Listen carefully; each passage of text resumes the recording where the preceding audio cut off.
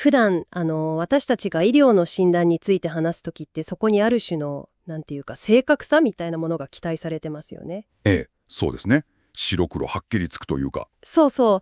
例えば腕の骨を折って病院に行けばレントゲン写真にはっきりとギザギザの白い線が写るじゃないですか。ええ、うじりますね。で医者がそこを指さしてここが折れてますねっていうすごくシンプルで分かりやすいですよね。ええ、問題の箇所が視覚的にパッと特定できるっていうのは私たちに大きな安心感を与えてくれますからね。でもこれがグローバル経済とか国際貿易の健康状態を診断しようとすると突然そのレントゲン撮影機がなんか不具合を起こしたような感覚に陥りませんか？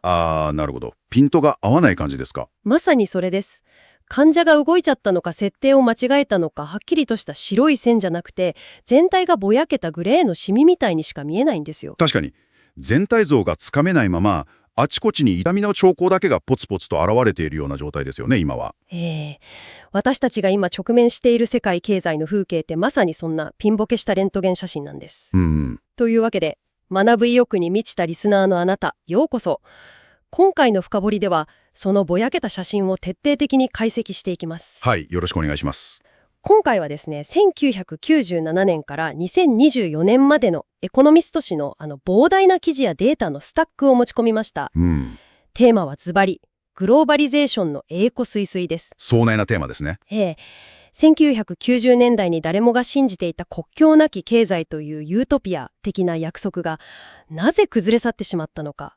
そして現在のような脱グローバル化とか自国第一主義であるホームランドエコノミクスへと急激に変貌してしまったのか、そのメカニズムを解き明かしていきます。これ一見すると遠い国のマクロ経済の話に聞こえるかもしれませんが、決して抽象的な話じゃないんですよね。そうなんですよ。リスナーのあなたが働く業界が5年後も存在しているかどうか、来月の給与が上がるかどうか、そして明日スーパーで買う日用品とか、次に買うスマートフォンの価格がどうなるかに直結する非常に個人的で重要なテーマなんです。はい。まさにあなた自身の生活の話なんです。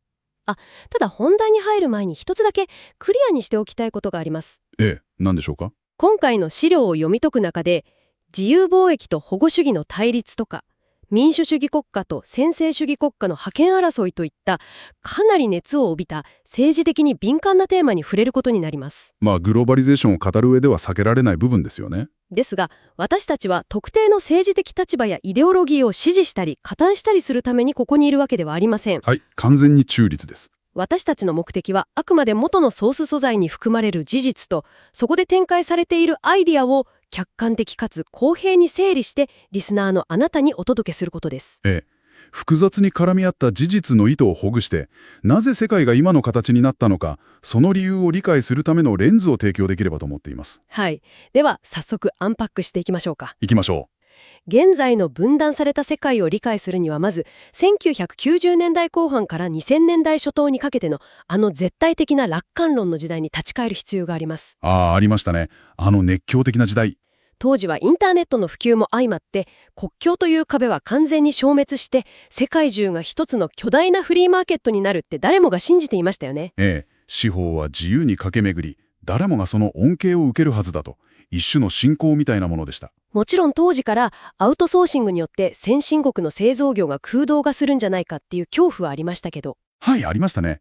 でも2004年当時のデータを見るとアメリカ経済において失われた余裕の多くは実はグローバリゼーションというよりも単なる景気循環とか IT 化による構造変化の影響だったんです。ってことは仕事を奪っていたのは海の向こうの労働者というより目の前のコンピューターだったということですね。なるほど。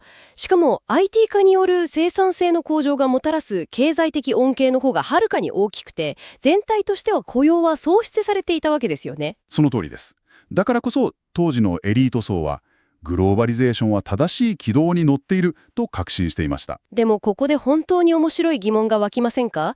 当時のデータを深く掘り下げるとその前提自体にかなり大きな穴があったって。ノースウェスタン大学のアラン・テイラーという経済史家の資本移動指数っていうデータを見て驚いたんですけど、はい、あのデータですね。1990年代の資本の流動性って実は20世紀初頭のピークにすら達していなかったんですよね。まさにそこが重要なポイントなんです。私たちは資本が国境を越えて完全に自由に移動していると錯覚していましたが、歴史的に見れば第一次世界大戦前の時代の方が、資本ははるかにグローバルに動いていたんです。そうなんですね。さらに決定的な証拠として、国家の貯蓄と投資の相関性というものが挙げられます。それどういうことかリスナーのあなたにもわかるように少し解説してもらえますか？はい。もし世界が一つの完璧なフリーマーケットで、お金が完全に自由に移動できるなら、ある国の国内で貯蓄されたお金の量と、その国内で投資されるお金の量には、何の関連性もなくなるはずですよね。お金は国境を無視して世界中で一番リターンが高い場所へ流れていくからですよね。その通りです。しかし実際には、依然として高い相関性がありました。つまり、国内の投資の大部分は、依然として国内の貯蓄で賄われていたんです。なるほど。じゃあ国境の壁は消えたように見えて、実はまだ分厚いガラスの壁があったわけだ。私たちが水たまりを海だと錯覚していただけなんですね。うまい表現ですね。それに IMF のプラサドとかロゴフの研究も興味深かったです。彼らによれば、外国資本が新興国に流れ込んだからといって、それが直接的に経済成長のエンジンになったという明確な証拠はないそうですね。はい。彼らの結論は、外国資本の流入がもたらすメリットは、間接的なものに過ぎないというものでした。間接的というと、例えば、海外の投資家を納得させるために、マクロ経済の規律を正当させたり、国内の金融システムを洗練させたりする、そういう副次的な効果ですね。ということは、自国の金融システムっていうダムがしっかり完成していないのに、いきなりグローバル資本っていう名流の水門を開けてしまうと、大惨事になるということです。1997年のアジア通貨危機がまさにそれでした。なるほど。その痛ましい教訓から、マレーシアは危機に対抗して厳格な資本規制を導入しましたし、チリは短期的な投機資金、つまりすぐに逃げてしまうお金に対して課税するシステムを導入したんです。保有期間税ですね。でも当時、そういう政策ってグローバル経済の正統派からは時代逆行だって猛烈に批判されてませんでしたっけ？完全に板扱いでした。しかし、後になって振り返れば、制度が未成熟な新興国にとって、無防備に市場を開放するよりも、それらの防衛策の方がはるかに賢めいたことが証明されたんです。つまり、お金、資本の移動という点では、グローバリゼーションは私たちが思っていたほど完璧でも万能でもなかった。はい、そういうことです。しかし、ここで地殻変動が起こります。本当の破壊的な変化はお金ではなく、アイディアが国境を越えた時に起きた。リチャード・ボルドウィンの著書の理論、これが本当に衝撃的でした。グレートコンバージェンスですね。彼の言うアンバンドリング、つまり分離の概念です。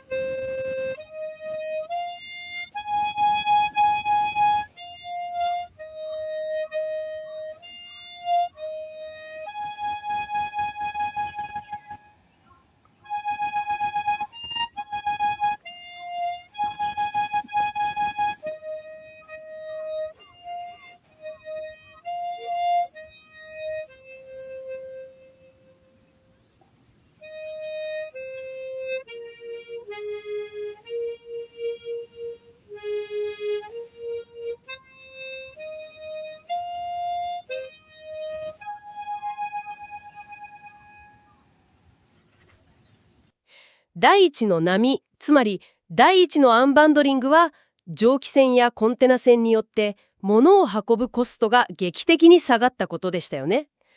物理的なコンテナを船に積んで海を渡るっていう。はい。でも、第2の波である第2のアンバンドリングは次元が違います。インターネットと光ファイバーケーブルによって、物理的なものじゃなくて、人間の思考やアイディア、情報が瞬時に、しかもほぼ無料で海を渡るようになった。まさにそこがパラダイムシフトです。これによって何が起きたかというと、これまで絶対的な安全地帯にいると思われていた先進国のホワイトカラーの仕事が突然としてグローバルな競争に放り込まれたんです。インドの優秀な放射線科医がアメリカの患者のレントゲン写真をネット経由で分析して診断を下すみたいな話ですよね。ええ、それはほんの一例に過ぎません。さらにそこに中国、インド、旧ソ連圏の市場経済への参入というメガトン級のインパクトが重なります。資料によれば、世界の労働力供給が一気に15億人から30億人へと倍増したんですよね。その数字のインパクトは計り知れません。世界の資本と労働のバランスがここで完全に崩壊したんです。ちょっと待ってください。これ、リスナーのあなたと一緒に整理したいんですけど、ねえ、どうぞ。最初の波がライバルチームと同じスタジアムで試合をするようになることだったとすると、この第2の波は自チームの優秀なコーチが突然ズームを使って地球の裏側にいるアンダードッグの相手チームに最先端の戦術を教え始めたみたいなものですよね。あはは、まさにそんな感じです。そりゃホームのファン、つまり先進国の中間層がパニックになるのも当然ですよ。でも大学の経済学の授業で習うデイビッド・リカードの比較優位の原則ってありますよね。基本的な経済理論ですね。それぞれの国が最も得意なことに集中して貿易をすれば全体のパイは大きくなって長期的には全員が豊かになるっていう。なぜこの原則は人々を救わなかったんですか？非常に鋭い指摘です。結論から言うと、リカードの理論自体が間違っていたわけではないんです。実際に全体のパイは巨大化しましたから。全体としては豊かになったんですね。ええ。グローバリゼーションによって世界の何億人もの人々が極度の貧困から抜け出しましたし、アメリカ経済だけでも年間1兆ドル規模の利益が生まれていたという推計があります。1兆ドル。すごい額ですね。はい。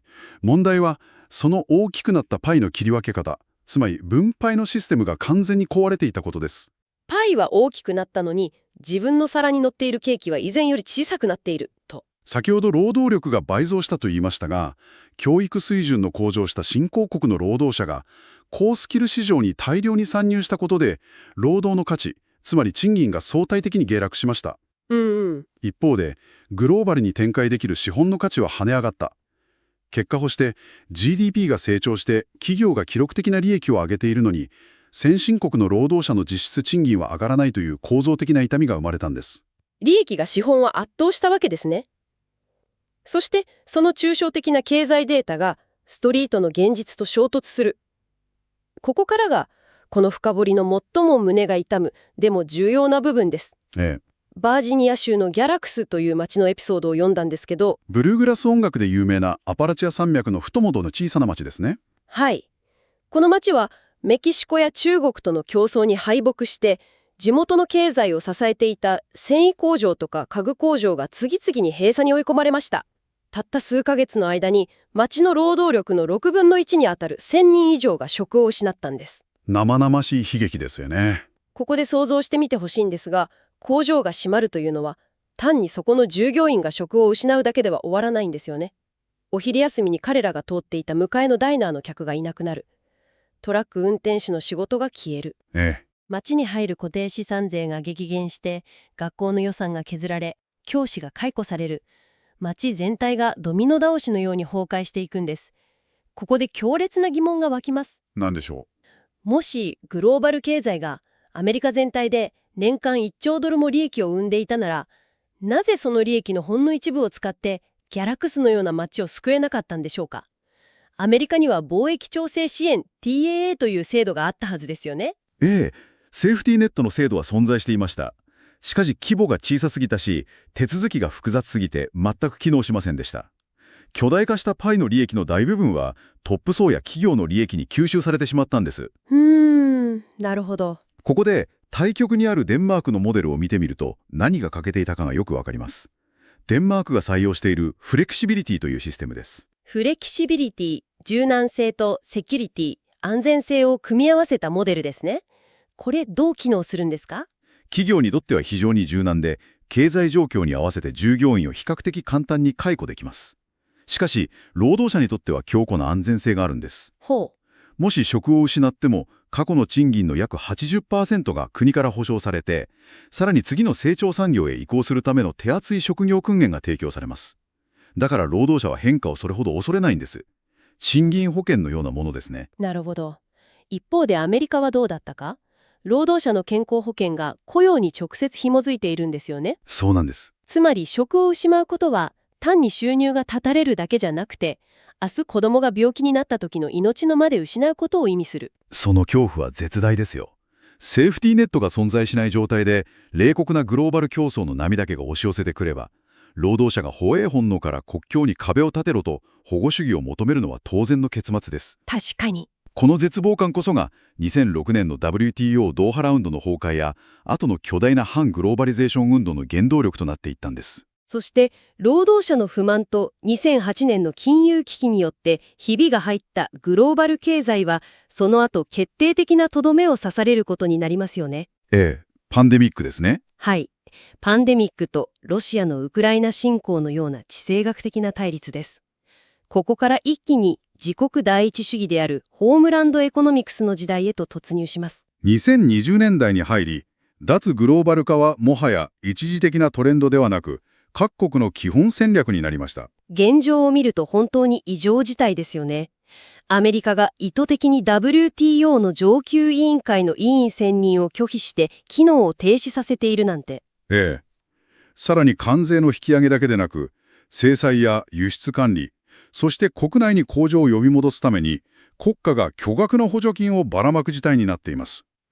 シップス法やインフレ抑制法などがその典型ですね。さらに事態を複雑にしているのが、権威主義とか専制主義国家の台頭です。資料によれば、中国などの専制主義国が現在世界の GDP の 30% 以上を占めていると。はい。冷戦時代のソ連は経済規模が小さく、世界のサプライチェーンから孤立していましたが、今回は全く違います。特許申請数でも民主主義国を圧倒するような経済的、技術的な巨人なんです。高度に相互依存した相手が同時に最大の地政学的脅威でもある。歴史上かつてない脅威の構造ですね。その通りです。でもここで少し意地悪な見方をさせてください。リスナーのあなたもパンデミックの時のあの光景を覚えているはずです。マスクが消えたあの時ですね。薬局に行ってもマスクが1枚もない。新車を買おうとしたら半導体が手に入らないって理由で半年待ちだと言われる。あの経験をしたリスナーのあなたからすれば、自国の中でサプライチェーンを構築するホームランドエコノミクスって、この不確実な世界における懸命な保険のように思えませんか？その直感は非常によく理解できます。危機を経験した人間として当然の反応でしょう。しかし、専門的な対極的視点から見ると、その保険はかえって致命的なリスクを引き起こす危険性があるんです。危険ですか？再びボールドウィンの言葉を借りますが、関税は工場のど真ん中に壁を立てるようなものなんです。なるほど。生産ラインのど真ん中に壁を立てる。サプライチェーンの国内回帰はリスクを分散しているように見えて、実は全てを一つのカゴに一極集中させています。かえって脆弱性を生むんです。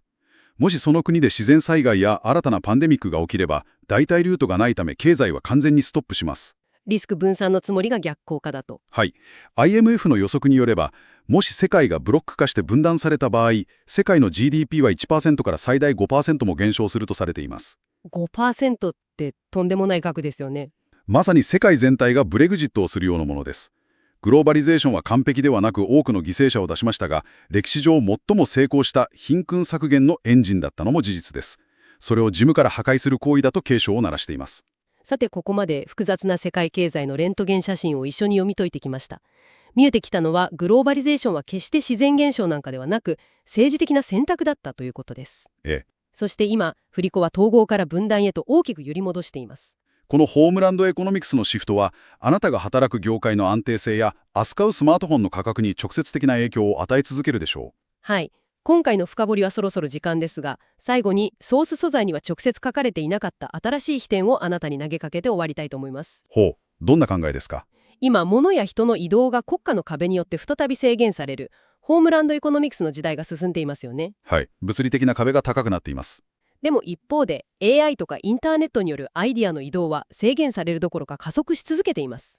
すましいスピードで。だとしたら未来は私たちの物理的な生活は国境の中に狭く閉じ込められる一方で、デジタルなキャリアや知的な生活は完全に国家から切り離されるという奇妙な二重生活の時代になるのではないでしょうか。